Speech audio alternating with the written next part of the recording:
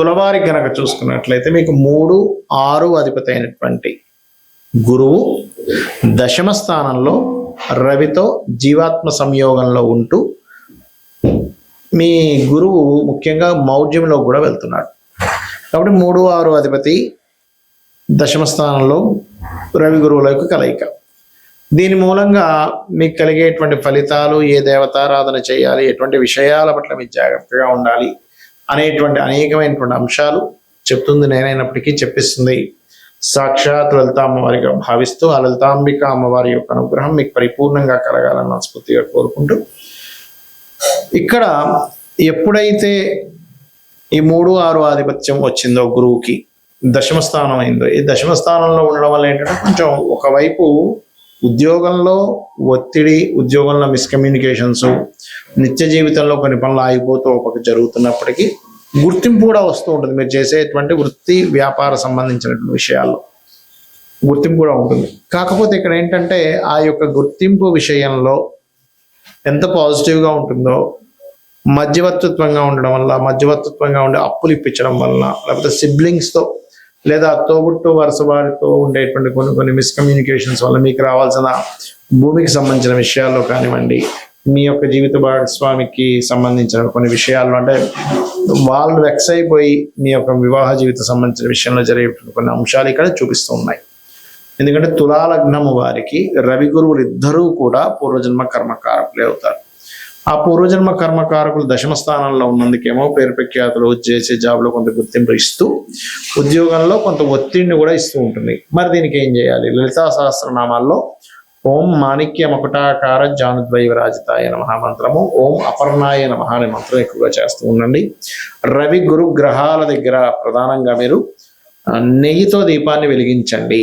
మరియు అదేవిధంగా గోవులకి అరటికాయలు, గోధుమ రవ్వ తినిపించండి. దుర్గాదేవి యొక్క ఆరాధన, మీకు పంచమ స్థానంలో రాహు ఉన్నాడు కాబట్టి దుర్గా నామాన్ని వీలున్నప్పుడల్లా స్మరించుకుంటూ ఉన్నట్లయితే అన్ని విధాలా మీకు బాగుంటుంది. గోచారంలో జరిగేటువంటి గురువు కానీ శుక్రుడు కానీ ఉన్నప్పుడు దాన్ని మౌఢ్యమే అంటారు. మన జన్మజాతకంలో ఏదైనా ఒక గ్రహం గనక సూర్యుడికి దగ్గర డిగ్రీల్లో, అంటే మౌఢ్యమి కానీ ఇవన్నీ ఎందుకు వస్తాయి అంటే 8 డిగ్రీల లోపల కనుక ఉన్నట్లయితే, 8 నుంచి లోపల ఉన్నట్లయితే దాన్ని మౌఢ్యమి, అస్తంగత్వ దోషము అంటారు పర్సనల్ చార్ట్లో. ఇలా అస్తంగత్వ దోషాల్లో మనకి బుధుడు తప్ప మిగతా గ్రహాలన్నీ అస్తంగత్వ దోషంలోకి వెళ్ళిపోతాయి. బుధుడు కూడా వెళ్తారు కానీ అంత ఎక్కువగా వెళ్ళదు, బుధుడు యొక్క ప్రభావం ఉండదు. అయితే ఇక్కడ మనం ఒక్కొక్క గ్రహము అస్తంగత్వంలోకి వెళ్ళడం వలన ఒక్కొక్క ఫలితాలు వస్తాయి. ఆ విషయాలు జాగ్రత్తగా ఉండాలి. మీ పర్సనల్ చార్ట్లో గుర్తుపెట్టుకోండి. అది భావన ఏ భావంలో ఉందనేది వంటిది 12 భావాలు చూసుకుంటూ ఒక్కొక్క గ్రహం బట్టి కూడా ఉంటుంది. ఉదాహరణకి గురువే అనుకుందాం.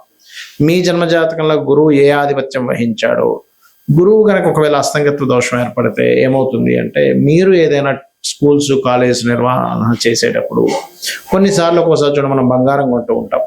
గురువు అస్తంగత్వ దోషంలో మీ జన్మజాతకంలో ఉన్నట్లయితే గోల్డ్ మీద ఇన్వెస్ట్మెంట్ చేయడం అంత శ్రేయస్కరం కాదు. పర్లేదండి రవి బాగున్నాడు అన్నప్పుడు కొంతవరకు 50-50గా ఉంటుంది. రవి కూడా పాడైపోయి గురువు కూడా పాడైతే గోల్డ్ మీద ఇన్వెస్ట్మెంట్స్ అనేవి చేయకూడదు, అస్తంగత్వ దోషంలో ఉన్న గురువు లేదా పాపకత్తిలో ఉన్న.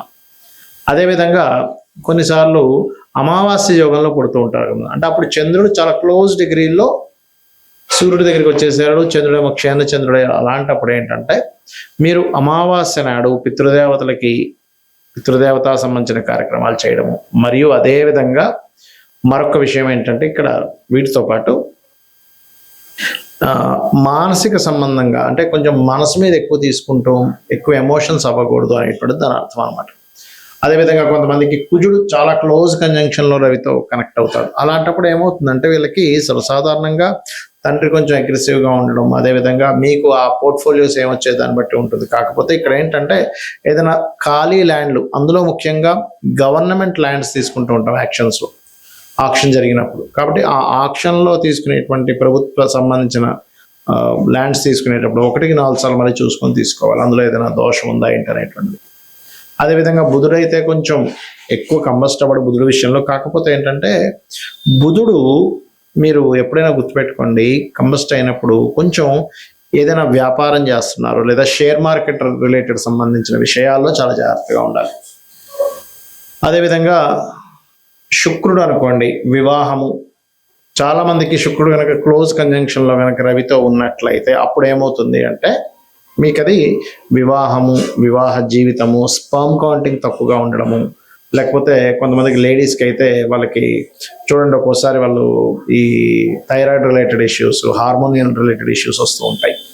శని కనుక అయినట్లయితే సహజంగా చెప్పాలంటే శని రవుల కలయిక ఈజ్ సమ్ టైమ్స్ కొంచెం గట్టిగా ప్రయత్నం చేస్తే గవర్నమెంట్ జాబ్ వస్తుంది. కాకపోతే తల్లిదండ్రులు అంటే తండ్రితో కొంత తెలియని విభేదాలు రావడము, కొంచెం జాబ్లో ఒక్కొక్కసారి చూడండి మనం చూస్తూ ఉంటాం, పలానా జాబ్ దగ్గరికి వెళ్ళామండి అక్కడ స్ట్రక్ అయిపోయానంటూ ఉంటాం.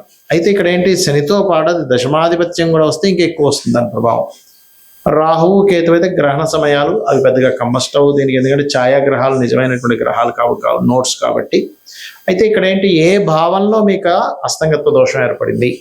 ఇప్పుడు మనం చెప్పుకుంటున్నాం మేషం వారికి అయితే 4వ స్థానము, వృషభం వారికి అయితే 3వ భావంలో ఉన్నది రవి గురువులు, మిథునంకి అయితే 2వ స్థానము, కర్కాటకం అయితే రాశిలోనే, సింహానికి అయితే 12వ స్థానము, కన్యకి అయితే 11వ స్థానం, ఇలా చెప్పుకుంటున్నాగా. అలాగే మీ లగ్నం నుంచి, లగ్నం వేరు రాశి వేరు గుర్తుపెట్టుకోండి, మీ లగ్నం నుంచి ఒక గ్రహము కంబస్ట్ అయినప్పుడు అది ఏ భావంలో అయిందే చూసుకోవాలి. లగ్నంలో అయిందనుకోండి జీవుడికి అది ఎఫెక్ట్ ఎక్కువ ఇస్తుంది. ధనస్థానంలో అయితే అది ఏ గ్రహము సంబంధించినటువంటి ధన సంబంధించిన విషయాలు జాగ్రత్తగా ఉండాలి. 3 అయితే అన్నదమ్ములు కమ్యూనికేషన్స్ విషయాలు, 4 అయితే ప్రాపర్టీస్ కొనుగోలు చేసే విషయంలో, 5 అయితే సంతానం విషయంలో లేదా ప్రేమ వ్యవహారాల విషయంలో, ఏదో ప్రేమ వ్యవహారాలకు సంబంధించిన విషయాల్లో వెళ్ళి విరుక్కుపోవడం ఇట్లాంటివి జరుగుతూ ఉంటాయి. అదేవిధంగా 6 అనుకోండి రుణాలు ఇవ్వడం, రుణం తీసుకోవడం వల్ల. 7వ అయితే వివాహం ద్వారా కొంతమందికి ఏదో స్ట్రక్ అయిపోయినట్టుగా అయిపోతాయి కొన్ని లైఫ్స్. 8వ అయితే తాతగారు ఆస్తి, కొంత రీసెర్చెస్ వల్ల రీసెర్చ్ అవ్వకపోవడం వల్ల మీరు స్ట్రక్ అయిపోయాం అని ఇలా ఉంటూ ఉంటుంది. 9వ స్థానం అయితేనేమో తండ్రి స్ట్రక్ అయిపోవడము, అంటే తండ్రి అతని లైఫ్లో చాలా విషయాలు స్ట్రక్ అయిపోయినట్టుగా మనం తీసుకోవాలి. అదేవిధంగా హైయర్ ఎడ్యుకేషన్ బ్యాక్లాగ్స్ ఉండిపోవడం, ముందు కదలకపోవడం, ఏదో కారణాల వల్ల ఇబ్బంది వస్తూ ఉంటుంది. 10వ స్థానం అయ్యి అందులో ముఖ్యంగా శని అయితే వీళ్ళు ఉద్యోగం చేసే విషయంలో ముందుకు వెళ్ళలేకపోతుంటారు. అప్పుడు వ్యాపార యోగం ఏమైనా ఉందేమో చూసుకోవాలి. లాభం అయితే వ్యాపార స్థానాలు ఏదైనా ఒక లాభం ఆశిస్తున్నామో, ఎక్స్పెక్టేషన్ చేస్తున్నాము, అప్పుడు ఇబ్బంది వస్తుంది. 12వ స్థానం అయితే ఇన్వెస్ట్మెంట్ చేసేటప్పుడు పర్టికులర్గా ఆ మహాదశలు అంతర్దశలు. ఇప్పుడు ఎగ్జాంపుల్ ఒక గ్రహం ఏదైనా కంబస్ట్ అయింది అంటే అస్తంగత్వ దోషంలోకి వెళ్ళిపోయింది, దాన్ని గోచారంలో మౌఢ్యమి అనే పదంతో వాడతాం. ఇప్పుడు ఆ అస్తంగత్వం దోషంలోకి వెళ్ళిపోయినటువంటి ఆ యొక్క గ్రహం ఏదైతే ఉందో అది పర్టికులర్గా మీకు ఏ భావ సంబంధంగా ఉందో చూసుకోవాలి. ఇప్పుడు 12వ భావ సంబంధంగా ఉందనుకోండి, అప్పుడు ఇన్వెస్ట్మెంట్స్ ఆ పర్టికులర్ మహాదశ అంతర్దశలో పనికిరావు, గుర్తుపెట్టుకోండి. ఇది గోచార పరంగా కొంత పని చేస్తుంటుంది, దీని పరంగా పనిచేస్తుంది. అంటే ఎలా అంటే ఇప్పుడు చిన్న ఎగ్జాంపుల్ చెప్తానండి మీకు. మీరు ఒక ప్రాంతం నుంచి మరొక ప్రాంతానికి వెళ్ళాలి, దానికి ఒక 3-4 వేస్ ఉన్నాయి వెళ్ళడానికి, కానీ 3-4 త్రోవలు ఉన్నాయి. కానీ మీరు వెళ్ళే త్రోవ మీకు ముందుగానే ఏమంటే అక్కడంతా వర్క్ నడుస్తుంది, రోడ్ అంతా క్లోజ్ ఉందని ఒక 2-3 కిలోమీటర్ల ముందే తెలిసింది అనుకోండి, మీరు ఏం చేస్తారు, అమ్మ అటు వెళ్తే కష్టం అయితే ఇంకో రూట్లోంచి వెళ్ళిపోతారు. ఎలాగైతే మీరు వెళ్ళేటువంటి జర్నీలో కార్లోనో బైక్ మీద వెళ్ళేటప్పుడు ముందుగా తెలిసి అంత దూరం వెళ్ళి అయ్యో బ్లాకేజ్ ఉందా అని వెనక్కి వచ్చి మళ్ళీ ఇంకో రూట్లో వెళ్ళడానికి ఎలా అయితే మీకు పెట్రోలు, మనీ, శ్రమ సేవ్ అవుతాయి, ఇది ముందుగా తెలుస్తాయి. అలాగే జ్యోతిష్ శాస్త్రంలో కూడా మీకు పలానా మహాదశ అంతర్దశ వస్తుంది, ఇది ఇక్కడ కంబస్ట్ అయ్యి ఉంది, లేకపోతే ఈ గ్రహం ఇలా ఉంది, కాబట్టి మీరు ఈ విషయంలో జాగ్రత్త తీసుకోండి, ఖచ్చితంగా బాగుంటుందని చెప్పేదే జ్యోతిష్ శాస్త్రం. కాబట్టి ఈ విషయాల్లో జాగ్రత్తలు తీసుకోండి, అన్ని విధాలా బాగుంటుంది. శ్రీమాత్రే నమః.